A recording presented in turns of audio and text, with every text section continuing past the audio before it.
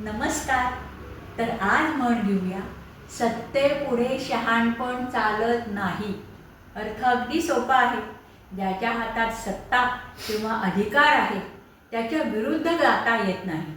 त्याच्या निर्णयाला आपण आव्हान देऊ शकत नाही, कारण त्याच्या पुढे कुठलाही युक्तिवाद करणे निरर्थक. आता एखाद्या गावामध्ये एखाद्या पुढाऱ्याच्या हातात किंवा एखाद्या सरपंचाच्या हातात सत्ता असते.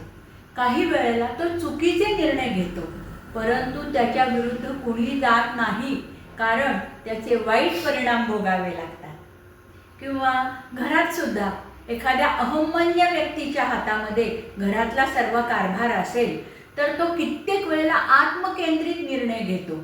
पैशाचे व्यवहार असतील, बिझनेसच्या बाबतीत असेल, देणीघेणी असेल, काही ठरवण्याच्या बाबतीत असेल, तो काही वेळेला चुकीचे निर्णय घेतो, पण त्याच्या विरुद्ध कोणीही बोलत नाही, कारण सत्तेपुढे शहाणपण चालत नाही. आलं लक्षात? आणि आवडलं तर लाईक, शेअर, सबस्क्राईब करा.